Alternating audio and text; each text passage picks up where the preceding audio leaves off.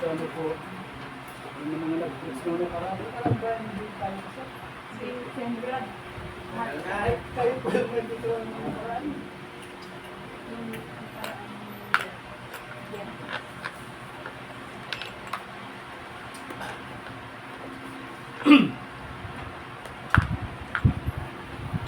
Ang pamagat po ng pag-aralan po natin ngayong hapon ay Your Choice Become Your Life. Ano po?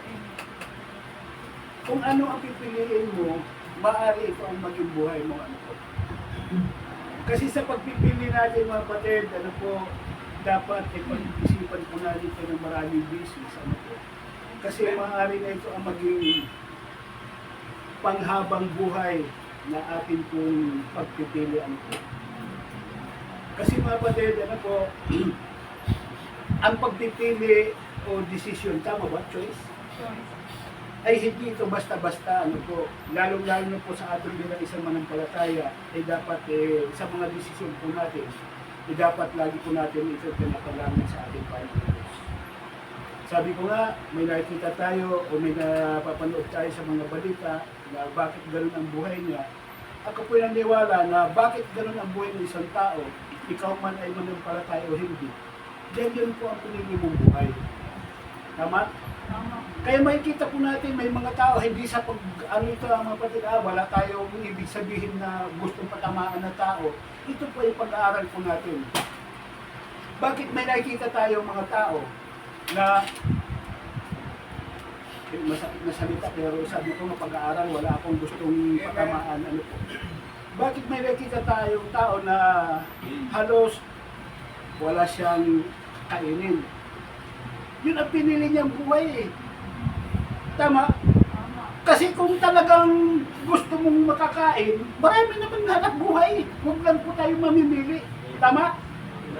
Kung mamimili po tayo ng gusto natin maging trabaho, ay yan talaga ang buhay na kahinatnan mo. Bakit pinili mo yun eh? Ano po? Hay, kapatid. Dito makikita po natin sa ating talatang binasa, kaya nga mabilis tayo. Unang punto po natin mga kapatid, Abraham, faith and generosity. Ano po? Medyo yung pagsasalita, bahala na po kayo magtitindi na sa Bisaya po eh. Yung letter P at saka yung letter F, parang kung halos parehas lang sa amin. Parehas kami ni Pastor sa inyo.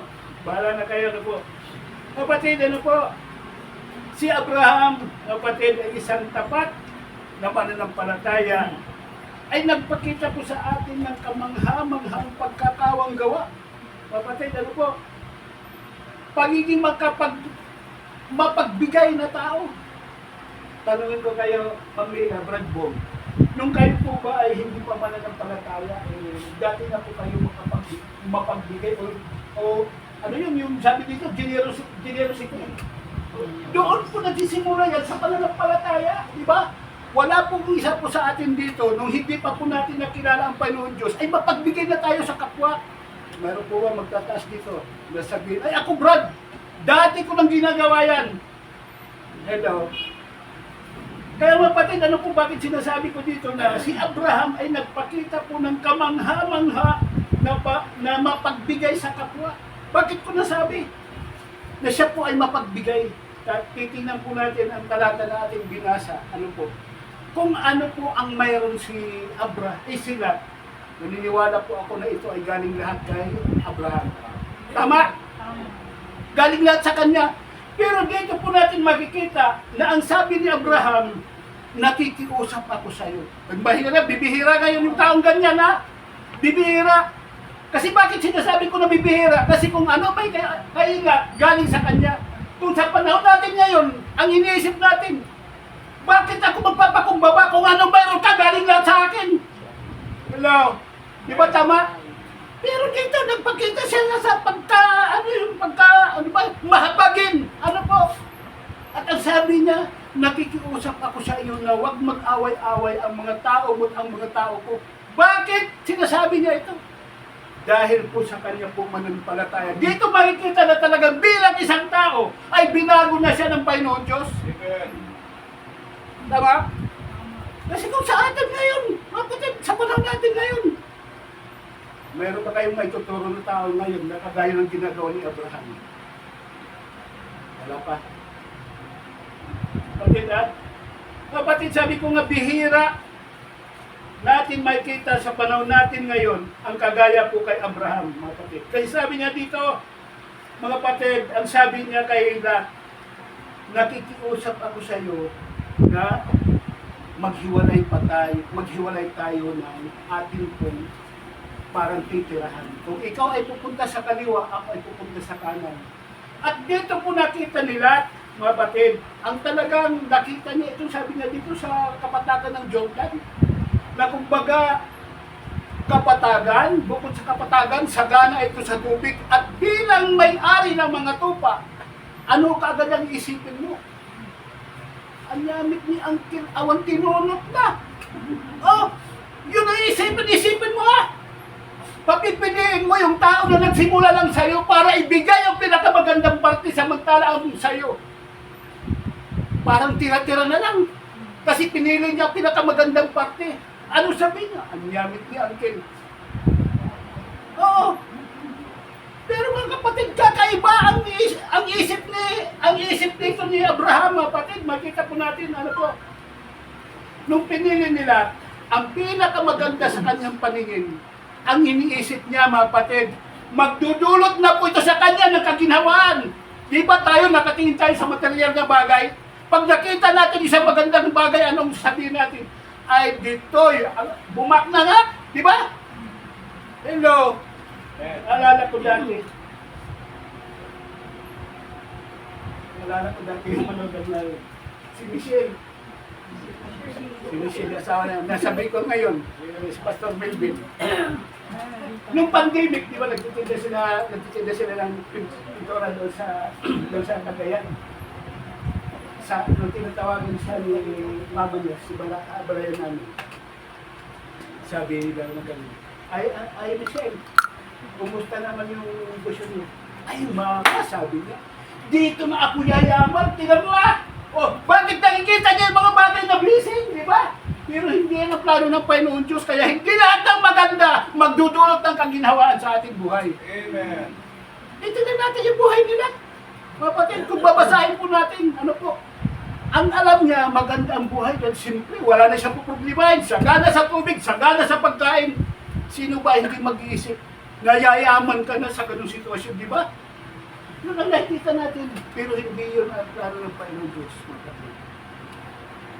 Sabi lang.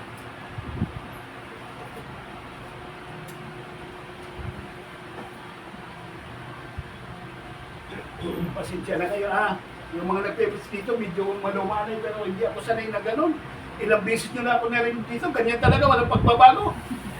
Kaya pakiusap nyo na si Lebron Kong, sunod. Barangong, huwag mo na kupuntahin yung kanto. Luzon. Sinong kanto? Ay, dalawa pala kami. Sorry. Ay. Mabilis natin. Ano ba naman dito?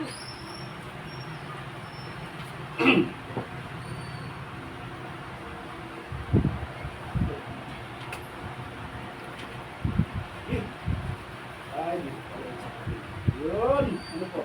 Sabi ko nga, bibihira mga kapatid ang tao na kaya pong magparaya sa kasalukuyan.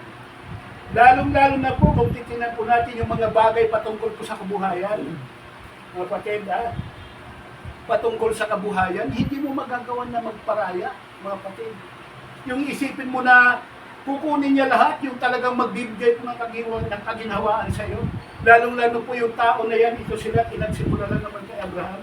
Bakit itong ginawa na pagpaparaya ni Abraham ay nakahanda na po ito, nakahanda na ito na, kumbaga parang kawalan sa kanya. Kasi marami siyang mga alaga, isipin mo, napakarami ng alaga mo, tapos problema mo ang pagkain ng mga alaga mo, magdudulot ito ng kawalan o pagkalugi kay Abraham. Pero mga kapatid, hindi yun ang kiningnan ni Abraham, mga kapatid. Hindi niya tiningnan na malulugi siya. Bakit? Mayroon po siyang tiwala sa ating Panginoon Diyos na hindi siya pababayaan sa ganung sitwasyon, mga kapatid, Oh, bakit ito pinili ba niya yung mga bulubundukin? Naghirap ba si Abraham, mga kapatid? Nung naghiwalay sila nila, doon pa lang napulpil ang pangako ng Panginoon Diyos kay Abraham. Kung babasahin po natin ang buhay ni Abraham, mga kapatid. Kumbaga, kaya siya nagdesisyon na gano'n, mga kapatid, sabi ko nga, kaya niya nagawa magdesisyon o magparaya dahil, mga kapatid, mayroon po siyang pagtitiwala sa ating Panginoon Diyos. Ano po? Alam niya ng lahat ng bagay na maaari ipagkaloob sa kanya, mga kapatid, ay sa pamamagitan po ng biyaya lang ng Panginoon Diyos. Hindi natin makukuha yung mga bagay sa mga kakayahan natin, kagalingan natin. Hindi yun, mga kapatid. Ano po? Kung bakit nagagawa ang mga bagay na yun, dahil po ito ay pinagtitiwala ng Panginoon Diyos sa atin. At yun po ang nais ko pong makuha ngayong gabi. Gabi na ba? Hapon ay ang kagaya po ng pananampalataya ni Abraham. Hindi niya tinignan ang kawalan sa kanya. Ang nakita niya dito ang biyaya ng Panginoon Diyos at yun po ang kanyang pinanghawakan. Kaya hindi po siya nag-alala. Kahit na kumbaga binibigyan ang napunta sa kanya, ang doon ang pananampalataya niya na ibigay siya ng Panginoon Diyos. Amen. Makikita na lang po natin dito ang buhay po ng ating pastor, Pastor Wanda. Ano po? Nung nag-surrender siya na magpastor, ano po? Ano sabi ng tatay niya? Ano niya? Ang pastor ka.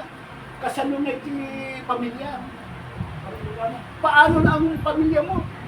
Paano pag-aaral mo? Pero kapatid, hindi yun ang inisip ng ating mga pastor. Ano po? Ang inisip niya, ang blessing na ibigay ng Panginoon Diyos dahil po siya ay sumunod sa Panginoon. Kagaya na lang ano po, pastor natin sa Labo. Sabi niya, kasi lagi kami nag-uusap. Lagi kami nagkatawag dito. Sabi niya, dati,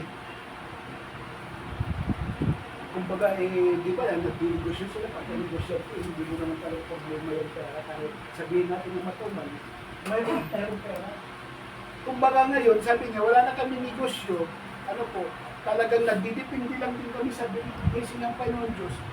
Parang ganun din naman, sabi niya. Napoprovide din naman ang pangailangan namin. Ano po, sabi niya, hindi naman din nagkukulang. Yun po ang pagtitiwala sa Panginoon Diyos. At yun po ang ginawa ni Abraham ng Diyos. Parang ganun din ang sitwasyon niya. Oh, si Abraham, marami siyang mga alaga. Binigay niya kailan ang pinamagandang lupain sa galas sa tubig. Kung baga, bulubundukin. Pagka bulubundukin sa atin, di ba, wala kang makita ng magandang damo, halos patay lahat. Pero ang biyaya ng Panginoon Diyos na pwedeng panghawakan natin ay yung salitang sabi dito ng Bible, hindi ko kayo iwan, hindi ko kayo pagkakala. Lalo-lalo po sa atin, tayo ay anak ng Diyos. Ano po? Ang Panginoon Diyos na tinanggap mo, tinanggap ni Brad mo, ay isa, walang pagkakaiba. Ang pagkakaiba lang natin, ang pananampalataya ni Brad mo, siguro mas matatag kaysa atin. Kaya ano ang pagsubok ang dumating sa kanila, nalalagpasan dahil sa kanilang pananampalataya. At yun po ang gusto kong makuha natin lahat, na anumang sitwasyon meron tayo, malalagpasan natin. Bakit? Iisang Panginoon Diyos nila tayo. Iisa lang. Ano po? Wala pong pagkakaiba. Uy, nagpunta na po tayo. Pangalawa na tayo.